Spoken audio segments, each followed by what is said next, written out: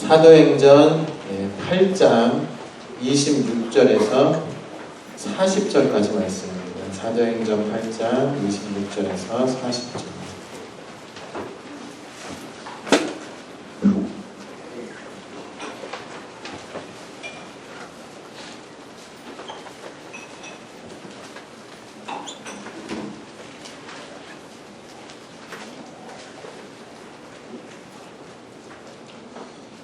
한 절씩 교독하시겠습니다. 주의 사자가 빌립에게 말하여 이르되 일어나서 남쪽으로 향하여 예루살렘에서 가사로 내려가는 길까지 가라 하니 그 길은 광야라. 일어나서 보니 그들에서 보고 제자리와 나라의 모든 구원을 맡는 돌아가는데 수레를 타고 선지자 이사야의 글을 읽더라.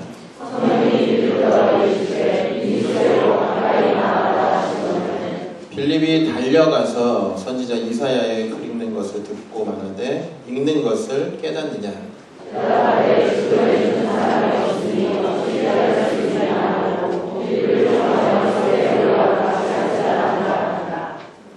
읽는 성경 구절은 이것이니 일러스되 그가 도살자에게로 가는 양과 같이 끌려갔고 털 깎는 자 앞에 있는 어린 양이 조용함과 같이 그의 입을 열지 아니하였도다.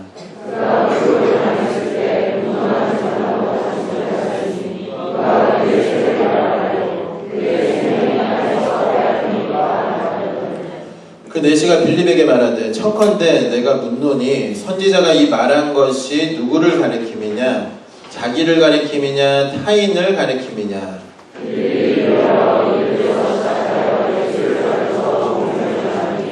길 가다가 물 있는 곳에 이르러 그 내시가 말하되 보라 물이 있으니 내가 세례를 받음에 무슨 거리낌이 있느냐.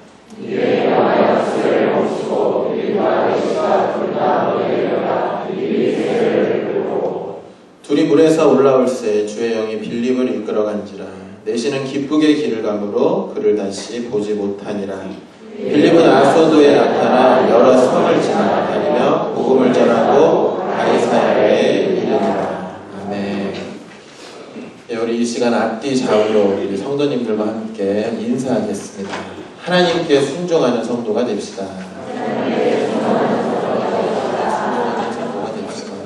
그리고 한 번 더 인사해 보겠습니다. 성도의 열정을 가집시다.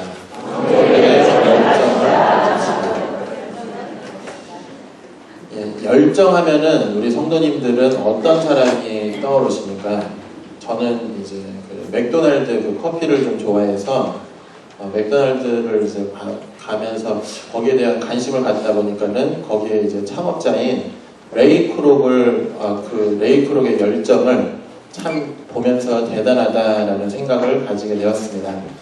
맥도날드는 미국뿐만 아니라 전 세계 20여 개국에 약 36,000개의 매장을 가지고 있습니다. 그래서 우리가 이제 뭐 해외를 나간다 하더라도 그 맥도날드 그 매장을 종종 이제 볼 수가 있습니다. 그 36,000개라고 이제 제가 소개를 드렸는데 이 맥도날드 점포수를 찾으면서 되게 또 재미있던 사실이 한국 안에 한국 내 그 조그만 땅에 치킨집이 몇 개가 있으신지 아십니까? 치킨집 36,000개 있다고 합니다. 36,000개. 그러니까 지금 맥도날드 전 세계에 있는 매장의 수가 한국 치킨집 원래 한국 치킨집이 더 많았었는데 지금 맥도날드가 조금씩 더 늘어나고 있다고 합니다. 한국 사람들이 얼마나 이렇게 치킨을 사랑하는지 알 수가 있는 것 같습니다. 아무튼 이제 그 맥도날드로 다시 돌아가서 어떻게 이 전 세계에 잘 알려진 그런 그 햄버거 가게가 될 수가 있었겠습니까? 맥도날드의 이 창업자인 이 레이 크록은 직원들에게 사업가에게 가장 필요한 것은 박사학위가 아니라 열정이다. 음식을 직접 만들고 배달하는 이 사람만이 회사의 중역이 될 수 있다라고 늘 직원들에게 이렇게 교육시켰다고 합니다. 능력도 중요하지만은 가만히 그냥 앉아있는 것이 아니라 직접 현장에 나가서 음식을 한번 만들어보고 배달해보는 그런 그 열정이 능력보다 중요하다라는 것을 강조합니다. 이처럼 그의 열정적인 그 방침이 있었기 때문에, 그가 열정을 가지고 이 일을 시작했기 때문에 맥도날드가 지금까지도 아주 그 성공적인 그런 그 햄버거 가게로 알려져 있다라고 생각이 됩니다. 사실 이 열정이란 이 영어 단어, 한번 영어로 한번 보시겠습니다. 좀 어렵습니다, 단어가. enthusiasm이라는 이 단어가 앞에 이제 한 번 더 넘겨주세요. 예, en 플러스 테오스. 그래서 en은 이제 아내라는 뜻이고 테오스는 이제 하나님이라는 뜻입니다. 이 두 단어의 합성으로 만들어진 단어입니다. 하나님의 안에서 그에 대한 그 열정을 가지고 살아야 하는 자들이 바로 우리 크리스천이다라는 것을 이 단어에서 보여줍니다. 그럼 우리가 어떻게 하나님의 말씀에 순종하며 열정 있게 사는 그런 그 성도가 될 수 있겠습니까? 오늘 본문을 보시면은 빌립 집사님과 아프리카 에티오피아에서 온 그 내시가 등장하게 됩니다. 이 사건을 우리가 함께 살펴보면서 그리스도인으로서 이 땅에서 어떻게 살아가야 할지를 함께 나누고자 합니다. 첫 번째로 성도는 하나님의 그 말씀에 순종해야 합니다. 먼저 본문의 문맥을 잠시 살펴보겠습니다. 사도행전 7장 마지막 부분을 보시면은 스데반 집사님의 순교 장면이 나옵니다. 그리고 이제 8장으로 넘어가면서 8장 1절, 2절 보시면은 예루살렘 교회의 핍박과 박해가 이제 거세지기 시작합니다. 그 핍박으로 인해서 사도 외에 세워졌던 그런 그 일꾼 및 제자들, 그리고 그리스도인들이 유대와 사마리아 모든 땅 곳곳으로 흩어지게 됩니다. 흩어진 그리스도인들은 그곳에서도 하나님의 복음 전하는 것을 멈추지 않습니다. 비록 예루살렘의 핍박과 박해로 많은 그리스도인들이 북쪽으로, 예루살렘을 중심으로 북쪽으로 또 남쪽으로 그렇게 흩어졌지만은 흩어진 곳에서의 이 복음 전도는 매우 효과적이었다라는 것을 우리는 또 알 수 있습니다. 오늘 빌립 집사님이 피신해 갔던 이 사마리아라는 지역도 많은 사람들이 그곳에서 복음에 반응하여 복음을 받아들이고 예수님을 믿게 되는 아주 놀라운 그런 역사들이 있었습니다. 사도행전 8장 8절을 보시면은 그 성에 큰 기쁨이 있더라 라고 표현합니다. 즉 얼마나 복음이 효과적으로 잘 전달되었는지를 우리가 알 수 있는 부분입니다. 그런데 갑자기 오늘 본문 26절을 보시면은 주의 사자가 빌립에게 명령합니다. 남쪽으로 향하여 가사로 내려가는 길까지 내려가라 라는 그런 명령을 주었습니다. 지금 그리고 그곳이 광야라고 설명하고 있습니다.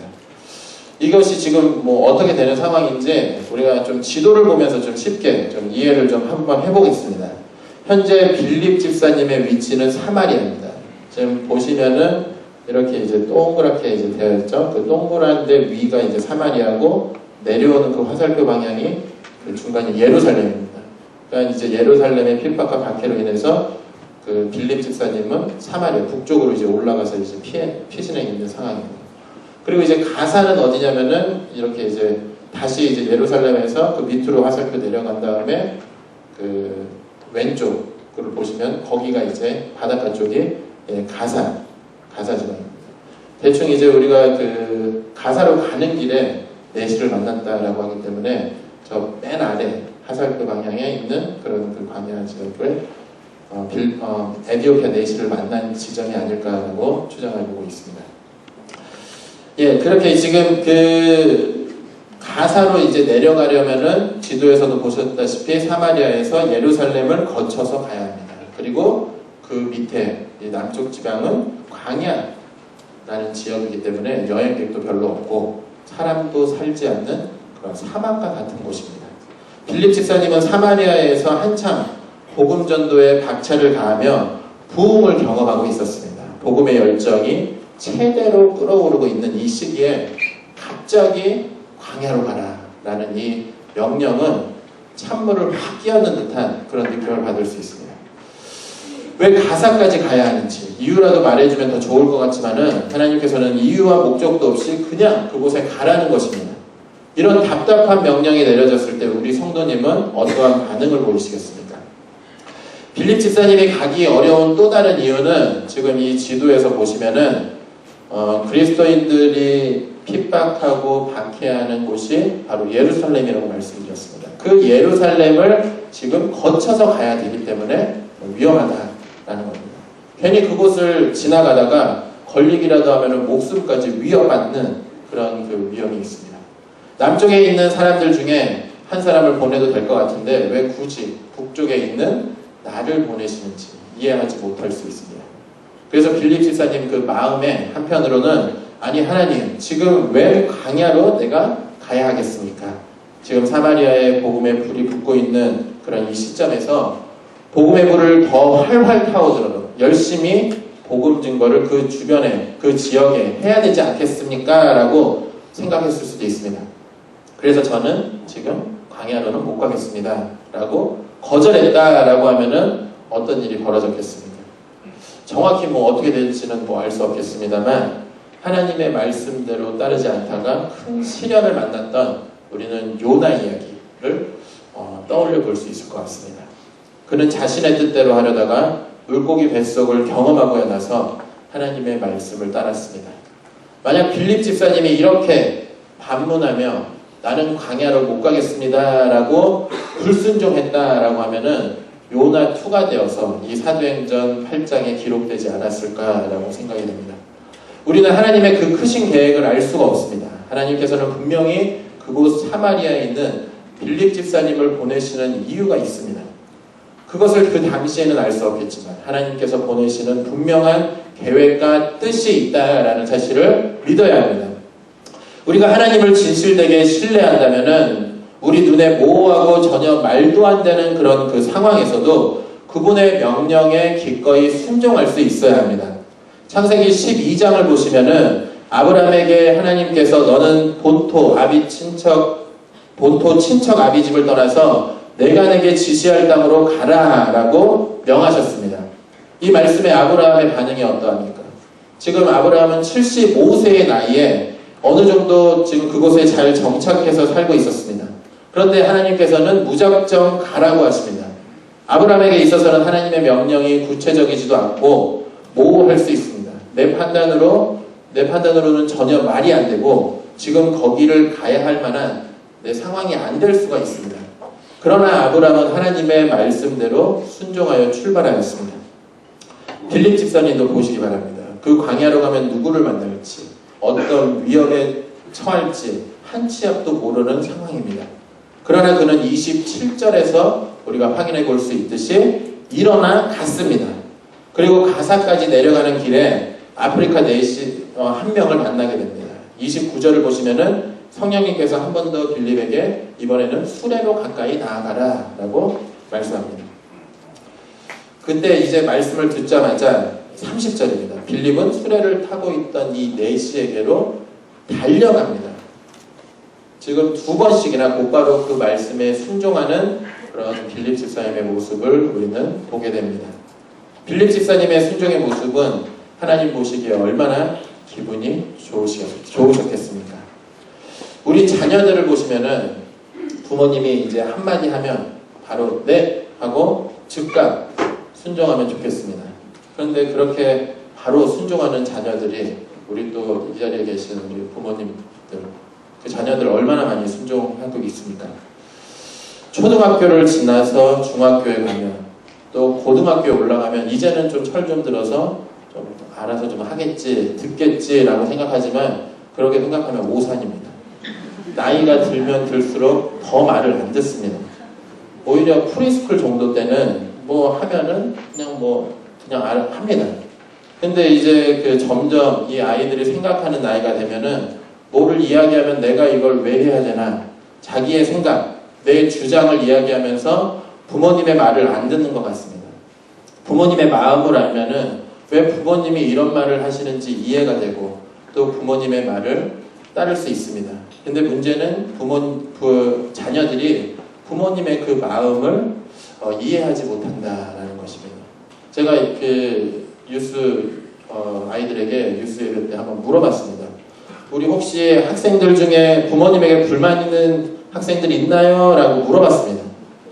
그러니까 갑자기 자던 아이도 벌떡 깨면서 네 있습니다. 네. 다 있다는 깜짝 놀랐어요. 네, 다 불만이 있대요. 네. 왜 그 학생들이 불만이 있는 것이 있습니까? 부모님들한테. 부모님의 그 마음을 제대로 이해하지 못하기 때문에 그렇습니다. 부모님들은 자녀들이 말을 잘 안 들을 때, 좀 더 강압적으로 할 때가 있습니다. 저도 우리 애들이 이제 말을 안 듣게 되면은 목소리가 커지게 되고, 자녀들은 그런 그 아버지의 큰 목소리가 이제 뭔가 두려움이 이제 다가오기 때문에 마지못해서 이제 뭐 순종하게 됩니다. 문제는 자녀들의 부모님의 깊은 마음과 속뜻을 이해하지 못하고 불만만 품게 된다라는 것이고요. 하나님과의 관계도 동일합니다. 혹 하나님의 의도를 우리가 제대로 알지 못해서 그분의 뜻을 깨닫지 못했기 때문에 오해가 발생할 수 있습니다. 예를 들어보면은 하나님께서는 이제 저기에 있는 아주 큰 바위를 밀고 있으라라고 명령을 하십니다. 그러면은 이제 우리가 듣기에는 저 바위를 아주 힘껏 밀어서 절벽 아래로 넘어뜨리라는 거구나라고 이제 생각을 하고 아주 힘껏 그 바위를 이제 밀게 됩니다. 전심전력을 다하고 그렇게 하루 이틀, 한 달, 두 달이 지났는데 이 바위는 꼼짝도 않고 가만히 있는 것입니다. 그럼 어떤 반응을 보입니까? 하나님 힘도 약한 저에게 왜 저렇게 큰 바위를 밀어뜨리라고 명령하셨나요? 이거는 해도 안 되는 겁니다. 이제 저는 포기할래요 라고 그런 반응을 보이지 않겠습니까? 주님께서는 그런 포기하는 자에게 이렇게 말하십니다.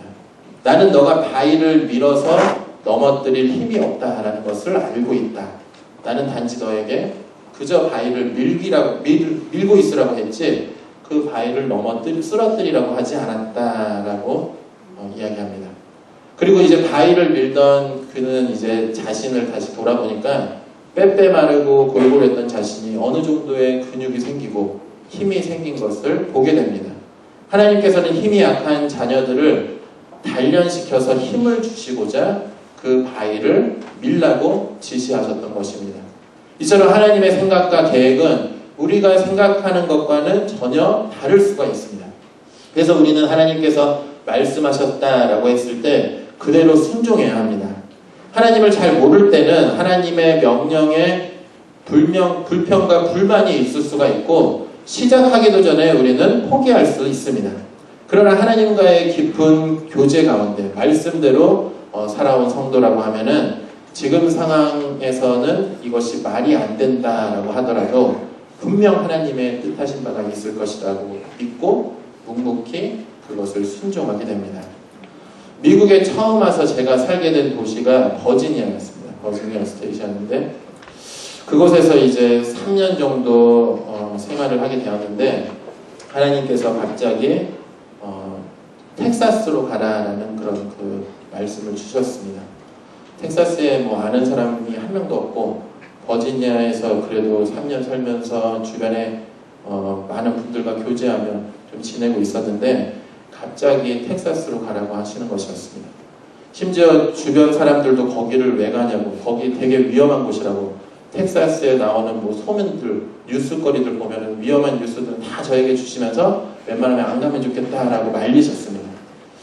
그렇지만 이제 텍사스로 가라는 그 말씀을 저랑 제 아내가 같이 말씀을 하나님께서 주셨기 때문에 우리는 거의 한 달 안으로 급하게 텍사스에 있는 학교에 원서를 내고 준비했던 기억이 있습니다. 그때 저희는 분명히 그곳에서 하나님의 계획하심이 있을 것이다 라는 믿음을 가지고 새로운 지역으로 옮기게 되었습니다. 비록 텍사스에서의 그런 처음에 받은 그런 뜨거운 그 태양, 한 번은 이사하다가 기절한 적도 있습니다. 네, 너무 더워갖고 한 번 막 쓰러지고 다시 일어나서 정신 차리고 이사하고 뭐 이런 적도 있고 뭐 삶도 되게 좀 처음에는 많이 힘들었습니다. 그리고 어려웠는데 그래도 하나님의 그런 그 인도하심을 믿고 그렇게 텍사스에서 생활을 보냈습니다.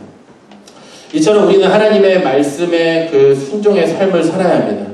그럼 하나님의 음성을 어떻게 우리가 들을 수 있겠습니까?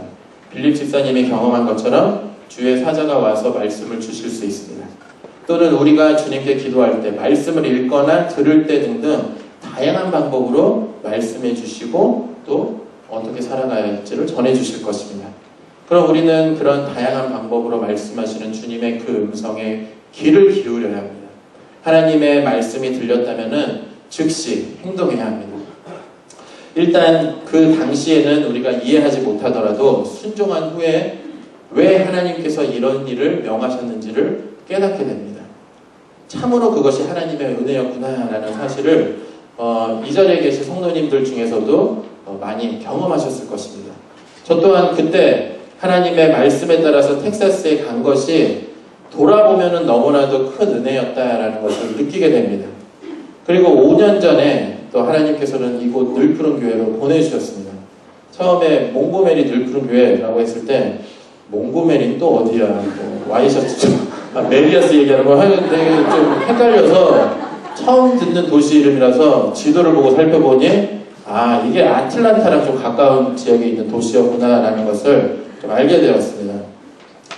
이 지역으로 가려고 할 때 처음부터 좀 어려운 상황들이 많았습니다. 그래서 우여곡절 끝에 와서 보니까 이 지역에서 너무나도 좋은 교회와 목사님 그리고 우리 좋은 성도님들이 계시다라는 것을 또 알게 되었고 또 제가 이분들을 또 만날 수 있었던 것이 참 큰 복이 아닐까라고 생각이 됩니다. 여기 본문에서도 보시면은 하나님께서 에디오피아 내시 한 사람 때문에 빌립 집사님을 광야로 보내셨습니다. 빌립 집사님도 그것이 이해되지 않을 수 있었습니다. 뭔가 있을 줄 알고 일단은 광야로 가긴 갔는데 에디오피아에서 온 내시 그 한 사람이 길을 가고 있었던 것입니다. 우리가 보기에도 한 사람을 위해서 간다라는 것은 인력 낭비, 자원 낭비, 재정 낭비 등등 여러 손실들이 머릿속에 이제 빠르게 계산될 수 있습니다. 그러나 그 한 사람을 위해서도 일하시고자 하는 그런 그 하나님의 계획을 우리는 느껴야 합니다. 그것이 하나님의 그 빅픽처라는 사실을 이해하지 우리가 못하더라도 묵묵히 순종의 모습을 보일 수 있어야 합니다. 39절 말씀 보시면은 복음을 받아들인 내시는 기쁘게 길을 갔다라고 설명합니다. 복음을 받아들인 에디오피아 내시의 마음이 아주 기쁨이 차고 넘쳤다라는 의미입니다. 그가 에디오피아로 돌아갔을 때 무엇을 제일 먼저 했겠습니까? 저는 이 내시가 사람들에게 복음을 증거했을 것이다 라고 당연하게 생각을 합니다. 자신이 왜 그렇게 기뻐할 수 있는지, 무엇이 그를 기쁘게 했는지, 그 기쁨의 이유를 사람들에게 전했을 것입니다. 뿐만 아니라 이 내시는 여왕 간다게의 국보를 맡은 자였습니다. 높은 지위와 큰 권력을 행사할 수 있는 고위급 관리였습니다. 그래서 많은 사람들을 만날 때마다 그 기쁨의 복음을 전하며 또 복음의 향기를 곳곳에 퍼뜨렸을 것입니다. 그 나라의 최고 통치자인 또 간다게 여왕에게도 분명히 이 복음의 기쁨을 나누었을 것입니다. 만약 주의 사자의 그 음성을 듣고 즉시 달려간 빌립의 그 순종이 아니었다라고 하면은 이 놀라운 기적과도 같은 사건은 일어나지 않았을 수도 있습니다. 이처럼 우리는 하나님의 그 깊은 뜻과 계획을 다 알 수는 없습니다. 그러나 그저 순종할 뿐입니다. 왜 그런지 미리 알면은 좋겠지만 하나님을 믿는 만큼 하나님께서 하실 일이다라고 하면은 분명히 하나님께서는 뭔가 하실 것이다 라는 큰 기대와 함께 우리는 순종의 그 길을 걸어가야 할 것입니다. 그러므로 빌립 집사님처럼 즉시 일어나 달려가 순종하는 그런 우리 모든 성도의 삶 되시기를 바랍니다. 둘째로 성도는 주어진 사명에 열정을 가져야 합니다. 빌립 집사님이 가사로 가는 길 도중에 한 수레를 타고 가던 내시를 만났습니다. 그때 내시는 성경을 읽고 있었습니다. 빌립은 이것을 전도의 기회로 삼고 내시에게 질문합니다. 30절을 보시면은 읽는 것을 깨닫느냐라고 묻습니다. 여기서 우리가 한 가지 생각해 보고자 하는 것은 그러면은 이 내시는 왜 예루살렘을 가고 지금 성경을 읽고 있었냐라는 것입니다. 왜냐하면 내시는 예배에 대한 그런 열정과 갈급함이 있었기 때문입니다. 내시에 대해서 우리가 또 잠시 살펴보겠습니다. 그는 유대인이 아닌 이방인이었습니다. 그리고 특별히 내시라는 그 말에서 알 수 있듯이 신체적인 결함이 있기 때문에 예루살렘 성전 안에서 예배 드리는 것에 대해서 큰 제약이 있었습니다. 아예 이런 사람은 들어갈 수가 없었습니다. 그래도 그 내시는 예배를 드리고자 예루살렘까지 먼 길을 떠나게 됩니다. 우리가 뭐 에디오피아, 뭐 가보신 분들은 아시겠지만 에디오피아, 뭐 예루살렘, 뭐 거리가 어느 정도 되시는지 잘 모르실 수도 있을 것 같아서 제가 지도를 가져왔어요. 지도를 가져와서 한번 찍어봤습니다. 저 이제 밑에 아래쪽이가 이제 아프리카, 이제 아프리카죠. 이집트 밑에 해서 에디오피아가 저기에 있고 예루살렘은 맨 위에 있습니다. 지금 이 거리가 지금 에디오피아에서 정확히 어디에서 지금 내시가 살았는지를 알 수 없기 때문에 에디오피아의 수도 아디스아바바, 거기서 이제 찍어봐서 이제 생각을 해보았습니다. 아디스아바바에서 예루살렘까지가 이제 2,500마일입니다. 그러면은 이제 비행기로는 뭐 한 4시간 정도, 그리고 차로는 80시간, 걸어서는 726시간. 예. 그러면은 이제 4시가 이제 수레를 타고 뭐 사람들이 끌고 이제 갔다라고 생각해 보면은 뭐 걸어서 갔다라는 얘기인데, 밤에는 자고 낮에는 계속 이동하고 그러면은 한 계산을 해보니까는 한 2달 정도 걸립니다. 가는 데는. 돌아오려면은 총 4달, 4개월이 걸리는 아주 긴 여정을 예배드리기 위해서 이 4시가 시간을 내었다라는 것을 우리가 알 수 있습니다. 1년에 그러니까는 3분의 1 정도를 투자해서 예배드리러 갔다라는 것은 아주 쉬운 일은 아닌 것 같습니다. 지금 나라의 모든 국고를 맡은 자로서 그 직업을 잠시 내려놓고 4개월이나 쉬면서 예배하러 가겠다라는 것은 쉽지 않은 결정이었을 것입니다. 그러나 예배에 대한 열정이 이 여정을 가능케 했을 것입니다. 1년 중에 3분의 1을 회사에서 잠깐 뭐 휴식 시간을 주었다라고 하면은 4개월 동안 누가 예배하러 갈 수 있는 분이 얼마나 계시겠습니까? 그만큼 이 어려운 결정을 내시가 한 것입니다. 그럼 내시는 왜 그 먼 거리에도 불구하고 예배를 드리고자 이 예루살렘에 갔겠습니까? 내시는 에디오피아에 있을 때 어렴풋이 그런 복음에 대해서 들어보았을 것입니다. 그러나 그것에 대한 풀리지 않는 답답함이 있었습니다. 과연 이들이 예배하는 대상이 누구인지 삶의 진리를 깨닫고자 하는 그런 그 열망이 있었습니다. 사실 내시는 물질적으로 부족한 것도 없었고 직업도 안정적이고 그리고 나라에서 편안하게 살 수가 있었습니다. 그러나 그는 뭔가 삶의 진리에 대한 그런 갈급함을 가지고 있었습니다. 그래서 자신의 그 답답함을 해결하기 위해서 이 머나먼 여정을 시작한 것입니다.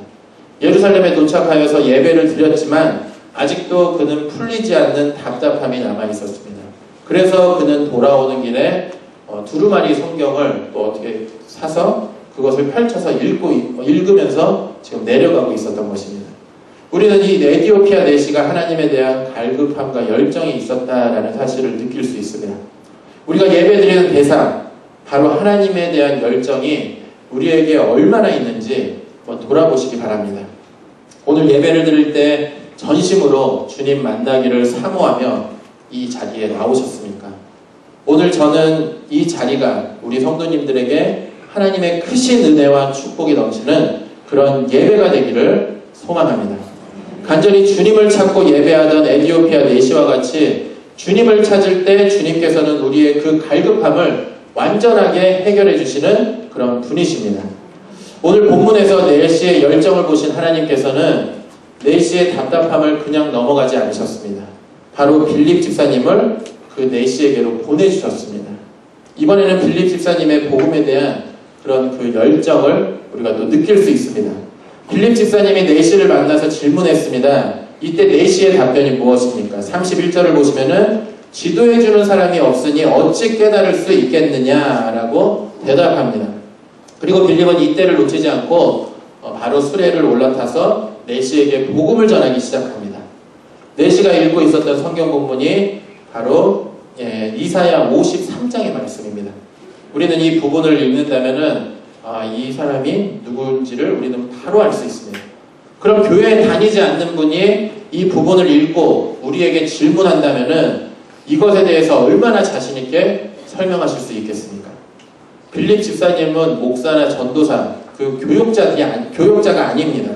이 자리에 나오신 성도님들과 같이 집사님 중에 한 분이었습니다. 그리고 집사 직분 받은 것도 1, 2년 정도밖에 안 되는 그런 초신자 우리 집사님입니다. 그럼에도 빌립 집사님은 복음에 대한 열정이 아주 가득 차 있었습니다. 그리고 하나님께서 말씀하시는 대로 움직여서 복음을 전파하며 이곳저곳 다니십니다. 그럼 빌립 집사님이 어떻게 복음을 전하시고 계십니까? 35절을 보시면은 빌립은 이사야의 글에서 시작하여서 예수님을 가르쳐 복음을 전했다라는 사실을 알 수 있습니다. 즉 우리가 빌립 집사님의 전도 내용을 상상을 해봤을 때 양과 같이 끌려가는 사람은 장차 올 메시아를 가리키는 것입니다. 이 메시아가 되시는 예수님께서 이사야서에서 예언한 대로 이미 오셨습니다. 그분은 모든 인간의 죄를 대신하여 양과 같이 끌려가 고난당하시고 또 십자가에 피 흘리시어 죽으셨습니다. 그리고 사흘 만에 무덤에서 다시 부활하시고 하늘로 승천하셨습니다. 이제는 그를 믿음으로 말미암아 제사함을 받고 영원한 생명을 얻게 될 것입니다. 그 예수 그리스도의 복음의 진리를 믿고 제사함을 받고 영생을 누리시겠습니까? 라고 자세하게 그 내시에게 설명하면서 복음을 제시하였을 것입니다. 복음을 받아들인 내시는 길을 가다가 물 있는 곳을 지날 때 그곳에서 바로 세례를 받게 됩니다. 즉 비록 짧은 시간 동안 복음에 대해서 들었지만은 그 복음에 반응하여 자발적으로 세례를 받고 또 주님을 믿고 따르는 주의 자녀가 된 것입니다. 어디서 내시에게 이러한 고백이 나올 수가 있었겠습니까? 바로 빌립을 통하여 증거된 하나님의 복음의 말씀을 통해서 살아 역사하시는 하나님께서 친히 그 열정적인 내시의 마음의 문을 여시고 복음을 받아들이게 하신 것입니다.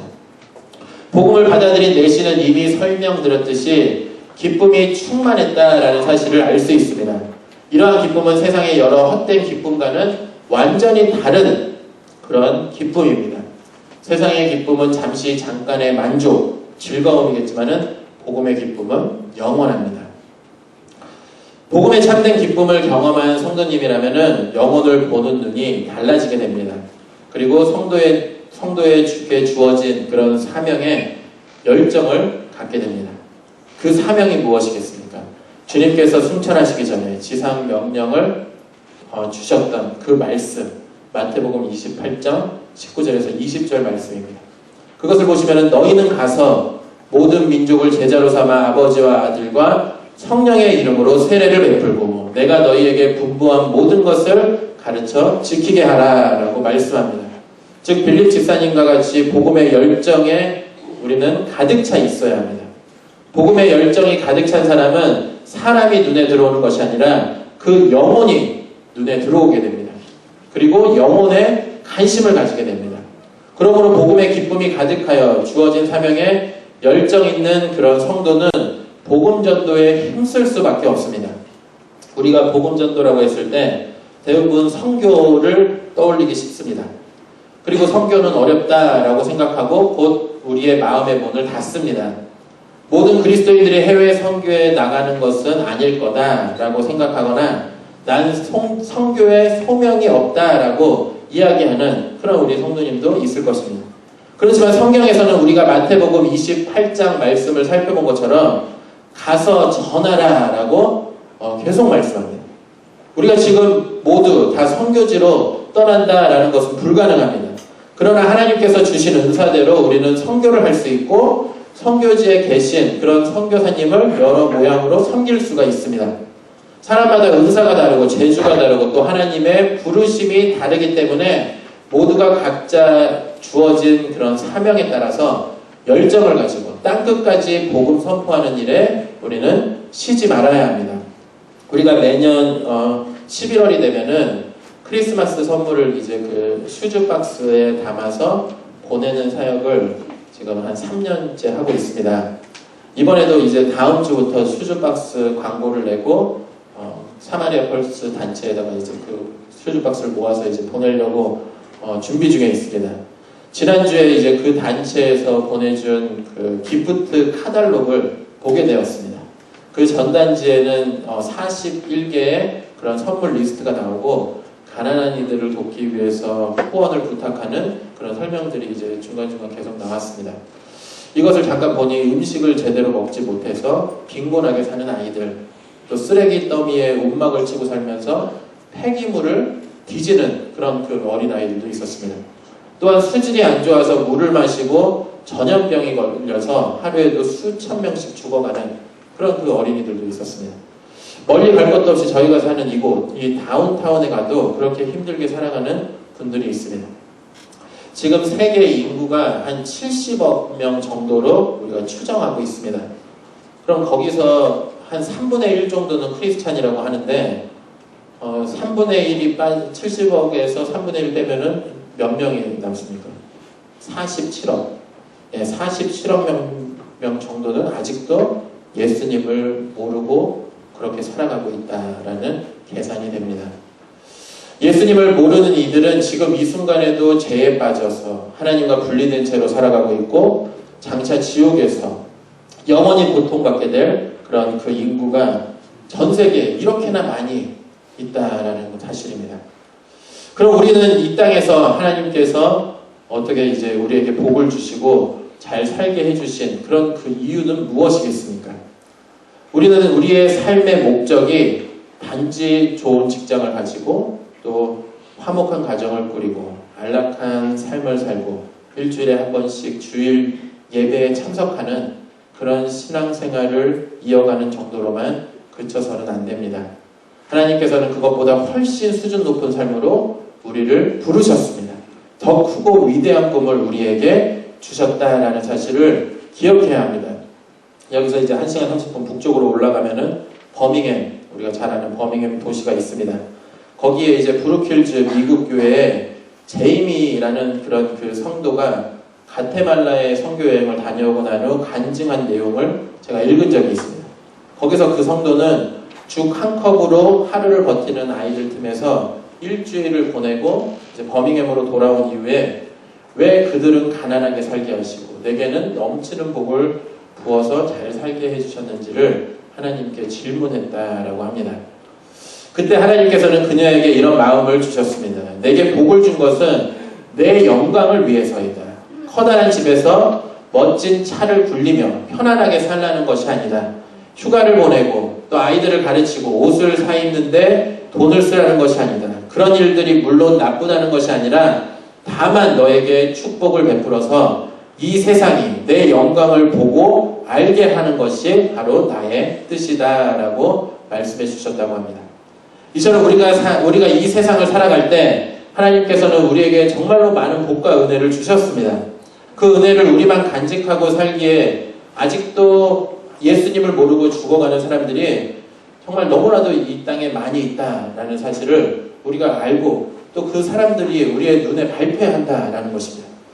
우리는 그 사람들을 위해서 내가 할 수 있는 형편대로 도움을 주고 복음을 전해줄 수 있어야 합니다. 나를 통해 하나님의 영광이 그들에게 드러나게 하고 또 이 일에 우리가 사용되어져야 하는 것입니다.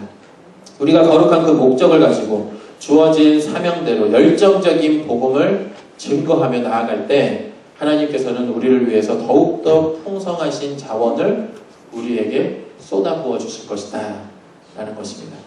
오늘 본문 마지막으로 빌립 집사님을 다시 보겠습니다. 40절을 보시면은 그는 성령님에 이끌려서 가사, 그 남쪽에 있던 아까 그 가사에서 그 위쪽으로 보시면 이제 아소도라는 지역이 있는데 그 아소도 그리고 더 북쪽으로 올라가면 가이사랴로 이동하는 것을 보게 됩니다. 가이사랴에서 그럼 빌립 집사님 무엇을 했겠습니까? 당연히 복음을 증거했을 것입니다. 네, 우리가 한번 그 사실을 찾아보겠습니다. 사도행전 21장 8절입니다. 사도행전 21장 8절. 21장은 바울 사도의 3차 선교 사역이 실질적으로 마무리되고 있는 그런 그 장면입니다. 예, 21장 8절 우리 같이 한번 읽어보겠습니다. 이튿날 떠나 가이사랴에 이르러 7 집사 중 하나인 전도자 빌립의 집에 들어가서 머무르니라. 아멘. 우리가 읽은 부분은 선교팀이 이제 바울 선교팀이 예루살렘 가기에 앞서 지금 가이사랴에 머무르고 있는 구절입니다. 가이사랴에서 머물 때 빌립의 집에 들어가서 머물렀다라고 설명합니다. 20년 전에 바울은 그리스도인들을 핍박하고 박해하였던 인물이었습니다. 그때 빌립 집사님은 바로 사울을 피해서 사마리아로 또 가사로 복음을 전하고 있었습니다. 그리고 20년 만에 이제는 복음의 동역자로 지금 한자리에 만나게 된 것입니다. 여기서 우리가 느낄 수 있는 사실은 빌립 집사님은 20년 전에 에티오피아 내시를 전도하고 난 이후에 가이사랴에 쭉 정착하여 살았다라는 사실을 알 수 있습니다. 가이사랴에 머물면서 그는 복음 전도를 쉬지 않았습니다. 그에게 붙여진 그 이름을 보시면 전도자 빌립, 전도자라는 칭호가 붙어 있었다는 것을 알 수 있습니다. 즉 그는 복음 전도에 대한 그런 열정이 식지 않았다라는 것을 알 수 있습니다. 10절을 또 보시면 21장 10절을 보시면 바울의 전도팀은 여러 날 빌립의 집에서 머물렀습니다. 바울의 전도팀은 바울 혼자 이렇게 다닌 것이 아니라 10명 이상의 사람들이 전도를 위해서 그 전도여행을 다녔던 것으로 우리가 추정하고 있습니다. 빌립의 집에서 이들을 다 수용했다라는 것은 빌립의 집이 크고 또 삶에 어느 정도 여유가 있었다라는 사실을 또 추측해 볼 수 있습니다.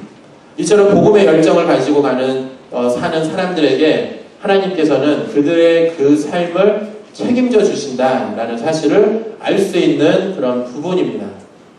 따라서 우리에게 주어진 사명에 대한 그 열정을 뜨겁게 간직하시기 바랍니다.